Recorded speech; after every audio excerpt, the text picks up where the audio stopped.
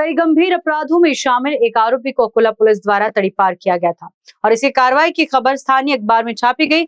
लेकिन इस खबर से नाराज होकर आरोपी ने अपने साथियों के साथ मिलकर अखबार के संपादक पर जानलेवा हमला कर दिया। इस हमले में संपादक सहित 3 लोग गंभीर रूप से घायल हुए हैं, जिसमें संपादक की हालत नाजुक बताई जा रही है और उनका अस्पताल में इलाज जारी है। ये पूरी घटना अकोला में घटी और पत्रकारिता पर सीधा हमला माना जा रहा है।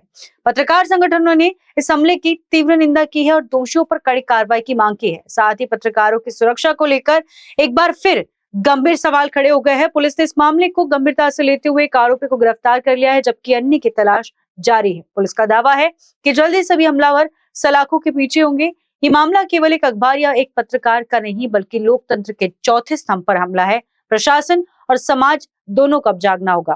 मैं सबसे पहले तो ये जो सुबह मीडिया पे हमला हुआ, मैं ये हमले में जो हुआ उसकी मैं निषेध करता हूँ और मैं आपके चैनलों के माध्यम से मैं तमाम मीडिया वालों को आगाह कराता हूँ, उनको बोलता हूँ कि अभी आपको सबको एक होने का समय आ गया। आज एक पेपर वाले पे हमला हुआ, कल दूसरे पे हमला हो सकता।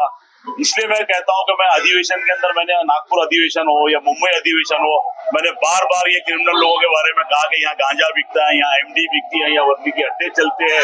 प्रशासन के कान पे जू नहीं रेंग रही है। प्रशासन चाहता क्या है? प्रशासन को सिर्फ एक अतिक्रमण के लिए, एक अतिक्रमण उठाने के वास्ते, आप बंदोबस्त के लिए आपके पास में पुलिस है, लेकिन वर्ली कहाँ चल रही, कहाँ नहीं चल रही, गांजा कहाँ बिक रहा, कहाँ नहीं बिक रहा, 2 नंबर के धंधे कहाँ हो रहे, ये सब पता होने के बाद में प्रशासन खामोश बैठा है। ये 8 दिसंबर को जो अधिवेशन हो रहा, उस अधिवेशन के अंदर हम फिर से एक बार आवाज उठाएंगे सब आमदार मिलकर कि अकोला शहर के अंदर जो जुआरियों का अड्डा बन गया, जो दादागिरियों का यहाँ पे भूखंड माफिया चल रहा है ना, यहाँ बंबई के बाद में अकोला एक ऐसा शहर हो गया जहाँ पे 2 नंबर के धंधे सबसे ज्यादा चलते हैं। अगर कोई पत्रकार अपनी ये आवाज अपने पेपर में उठाता है तो उसके परिवार के ऊपर हमला किया जाता है।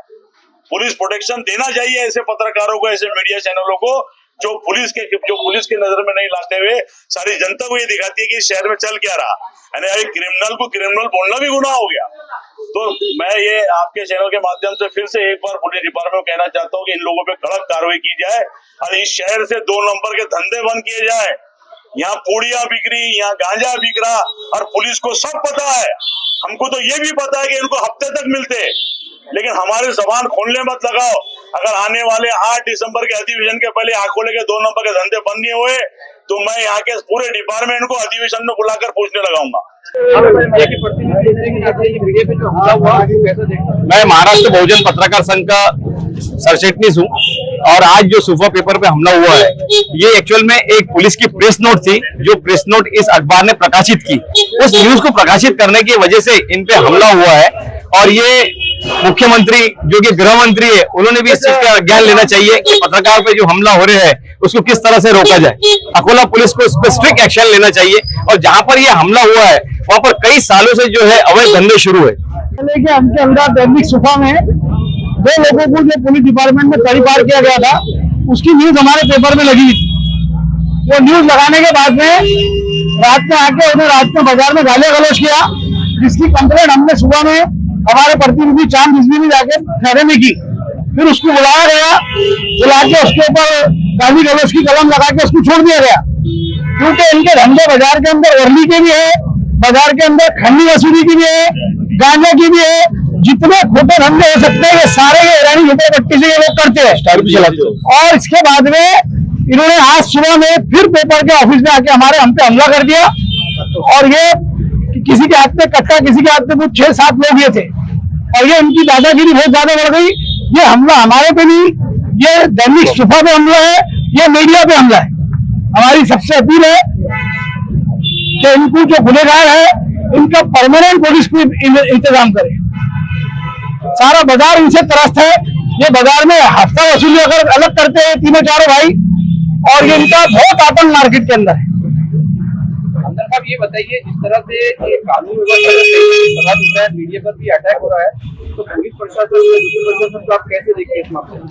नहीं, मैं सबसे पहले तो ये जो सुबह मीडिया पे हमला हुआ, मैं ये हमले में जो हुआ उसकी मैं निषेध करता हूँ और मैं आपके चैनलों के माध्यम से मैं तमाम मीडिया वालों को आगाह कराता हूँ, उनको बोलता हूँ कि अभी आपको सबको एक होने का समय आ गया।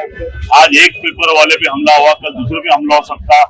इसलिए मैं कहता हूँ कि मैं अधिवेशन के अंदर, मैंने नागपुर अधिवेशन हो या मुंबई अधिवेशन हो, मैंने बार बार ये क्रिमिनल लोगों के बारे में कहा कि यहाँ गांजा बिकता है, यहाँ एमडी बिकती है, यहाँ वर्दी के अड्डे चलते हैं।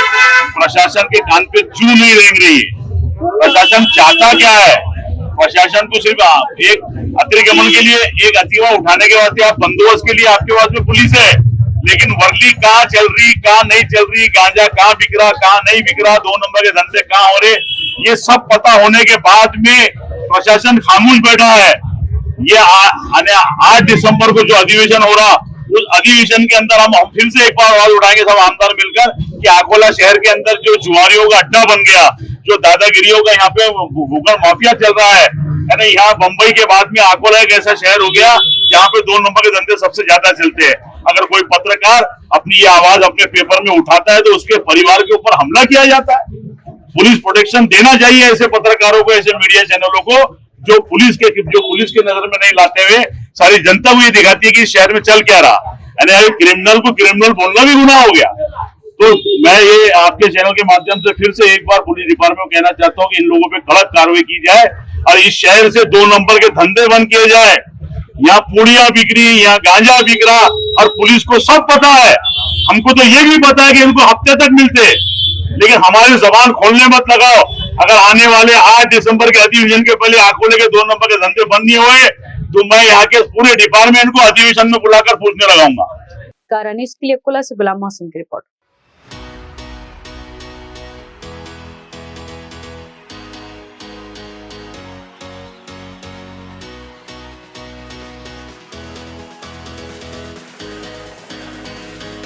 मेकअप, परफ्यूम या चाहिए स्टाइल, सब कुछ मिलेगा एक ही जगह।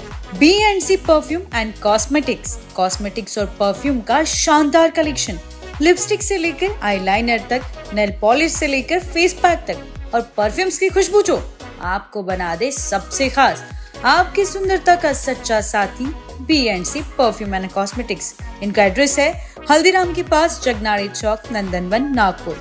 For more details contact them on 7744 000 222 and 99 755 77 222.